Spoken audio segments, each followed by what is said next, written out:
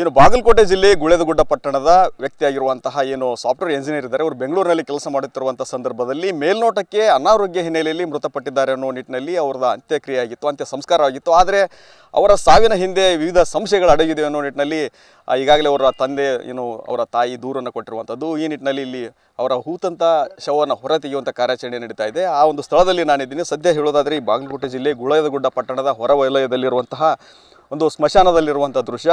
ಈ ದೃಶ್ಯವನ್ನು ಗಮನಿಸ್ತಾ ಇರ್ಬೋದು. ಈಗಾಗಲೇ ಸಾಕಷ್ಟು ಸಂಖ್ಯೆಯಲ್ಲಿ ಪೊಲೀಸರು ಕೂಡ ಅಲ್ಲಿ ಬೀಡು ಬಿಟ್ಟಿದ್ದಾರೆ. ಅಂದರೆ ಗುಳೇದಗುಡ್ಡ ಪೊಲೀಸ್ ಠಾಣೆ ಪೊಲೀಸರು, ಅದರ ಜೊತೆಗೆ ಬೆಂಗಳೂರಿನಿಂದ ಬಂದಂಥ ತಿಲಕ್ ನಗರ ಠಾಣೆ ಪೊಲೀಸರು ಅವರು ಕೂಡ ಸ್ಥಳದಲ್ಲಿ ಈಗಾಗಲೇ ಬಂದಿರುವಂಥದ್ದು. ಪ್ರಮುಖವಾಗಿ ಏನು ಹೇಳಬೇಕಂತಂದರೆ ಆ ನವೀನ್ ಹೆಗಡಿ ಅಂತ ಸುಮಾರು ಒಂದು 39 ವರ್ಷದ ವ್ಯಕ್ತಿ, ಇವರು ಸಾಫ್ಟ್ವೇರ್ ಇಂಜಿನಿಯರ್ ಆಗಿ ಬೆಂಗಳೂರಿನಲ್ಲಿ ಕೆಲಸ ಮಾಡ್ತಾ ಇದ್ದಾರೆ. ತಮ್ಮ ಪತ್ನಿ ಮತ್ತು ಮಗುವಿನ ಜೊತೆಯಲ್ಲಿ ವಾಸ ಮಾಡ್ತಾ ಇರುವಂಥ ಸಂದರ್ಭದಲ್ಲಿ ಆದರೆ ಅವರಿಗೆ ಸೆಪ್ಟೆಂಬರ್ ತಿಂಗಳಿಂದ ಹಿಡಿದು ಮೇಲಿಂದ ಮೇಲೆ ಅನಾರೋಗ್ಯ ಕಾಡ್ತಾ ಇತ್ತು, ವಾಂತಿ ಭೇದಿ ಆಗ್ತಾ ಇತ್ತು.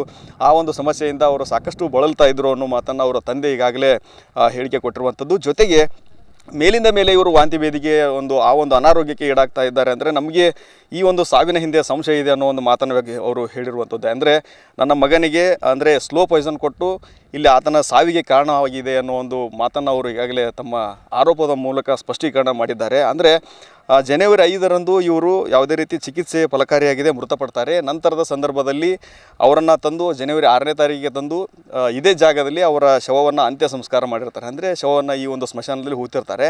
ಇದಾದ ಬೆಳವಣಿಗೆ ನಂತರ ಕೆಲವೊಂದಿಷ್ಟು ಅವರಿಗೆ ಅವರ ತಂದೆಗೆ ಸಂಶಯ ಬರೋಕ್ಕೆ ಶುರುವಾಗ್ತದೆ. ಈ ಸಾವಿನ ಹಿಂದೆ ಏನೋ ಒಂದು ಬೇರೆ ಒಂದು ಉದ್ದೇಶ ಇದೆ, ಇದರಿಂದ ಒಂದು ಕೊಲೆ ಮಾಡುವ ಸಂಚು ಅಡಗಿದೆ ಅನ್ನೋ ಒಂದು ವಿವಿಧ ರೀತಿಯ ಅವರಿಗೆ ಒಂದು ಸಂಶಯ ಬಂದ ಹಿನ್ನೆಲೆಯಲ್ಲಿ ಅವರ ಸೊಸೆ ಮೇಲೂ ಕೂಡ ಅವರ ಸಂಶಯವನ್ನು ವ್ಯಕ್ತಪಡಿಸಿದ್ದಾರೆ. ಇವರಿಗೆ ನನ್ನ ಮಗನಿಗೆ ಸ್ಲೋ ಪಾಯ್ಸನ್ ಹಾಕಿ ಅವರಿಗೆ ಸಾವಿಗೆ ಕಾರಣ ಆಗಿದ್ದಾರೆ ಅನ್ನೋ ಒಂದು ಸೊಸೆ ಮೇಲೂ ಕೂಡ ಅವರ ಆರೋಪ ಇರುವಂಥದ್ದು. ಈ ನಿಟ್ಟಿನಲ್ಲಿ ಅವರು ಇದರ ಬಗ್ಗೆ ತನಿಖೆ ಆಗಬೇಕು, ಪುನಃ ಬಾಡಿಯನ್ನು ಹೊರತೆಗೆದು ಇದರ ಸ್ಪಷ್ಟವಾದ ತನಿಖೆ ನಡೆದು ನಮಗೆ ಸತ್ಯಾಂಶ ಗೊತ್ತಾಗಬೇಕು ಅನ್ನೋ ನಿಟ್ಟಿನಲ್ಲಿ ಅವರು ತಿಲಕ್ ನಗರ ಠಾಣೆಯಲ್ಲಿ ದೂರನ್ನು ನೀಡಿದ್ದಾರೆ. ನಂತರದ ಸಂದರ್ಭದಲ್ಲಿ ಬಾಗಲಕೋಟೆಗೆ ಬಂದು ಬಾಗಲಕೋಟೆ AC ಅವರ ಒಂದು ಅನುಮತಿ ಮೇರೆಗೆ, ತಹಸೀಲ್ದಾರ್ ಅನುಮತಿ ಮೇರೆಗೆ ಅವರ ಒಂದು ಸಮ್ಮುಖದಲ್ಲಿ ಈಗ ಶವ ಹೊರ ತೆಗೆಯುವಂಥ ಕಾರ್ಯಾಚರಣೆ ಬರದಿಂದ ಸಾಗ್ತಾ ಇದೆ.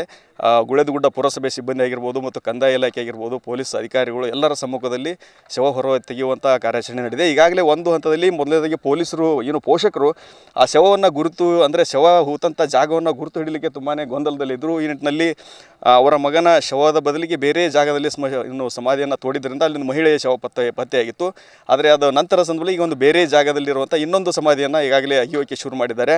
ಮತ್ತು ಸ್ಥಳದಲ್ಲಿ FSL ತಜ್ಞರು ಕೂಡ ಅಲ್ಲಿ ಬೀಡು ಬಿಟ್ಟಿದ್ದಾರೆ. ಪೊಲೀಸರು ಇಲ್ಲಿ ಸ್ಥಳದಲ್ಲಿ ಬೀಡು ಬಿಟ್ಟಿದ್ದು ಎಲ್ಲ ರೀತಿಯಿಂದ ಆ ಶವವನ್ನು ತೆಗೆದು ಮುಂದಿನ ವಿವಿಧ ಪರಿಶೀಲನೆ ಮಾಡುವಂಥ ಕೆಲಸ ಆಗುತ್ತೆ. ಒಟ್ಟಿನಲ್ಲಿ ಹೇಳೋದಾದರೆ ಸಾಫ್ಟ್ವೇರ್ ಇಂಜಿನಿಯರ್ ಸಾವು ವಿವಿಧ ಅನುಮಾನಗಳಿಗೆ ಕಾರಣವಾಗಿದೆ. ಸಾವಿನ ಹಿಂದೆ ಏನಾದರೂ ಕೊಲೆಯ ಉದ್ದೇಶ ಅಡಗಿದೆಯಾ, ಸ್ಲೋ ಪಾಯ್ಸನ್ ಕೊಟ್ಟೆ ಅವ್ರನ್ನ ಕೊಲೆ ಮಾಡಿದ್ದಾರೆ, ನಿಜವಾಗ್ಲೂ ಅವರು ಅನಾರೋಗ್ಯದಿಂದಲೇ ಸಾವನ್ನಪ್ಪಿದ್ದಾರೆ ಅನ್ನೋದ್ರ ಬಗ್ಗೆ ಸಂಪೂರ್ಣವಾಗಿ ಸತ್ಯಾಂಶ ಹೊರಬೇಕಂದ್ರೆ ಸಂಪೂರ್ಣವಾದಂಥ ತನಿಖೆ ನಂತರ ಅಷ್ಟೇ ಈ ಒಂದು ಸಾವಿಗೆ ನಿಜವಾದ ಕಾರಣ ಏನು, ಕೊಲೆಯಾಗಿದೆಯಾ ಅಥವಾ ಅನಾರೋಗ್ಯದಿಂದಲೇ ಸಾವಿಗೀಡಾಗಿದ್ದಾರೆ ಅನ್ನೋ ಸತ್ಯಾಂಶ ಹೊರಬರಬೇಕಾಗಿದೆ.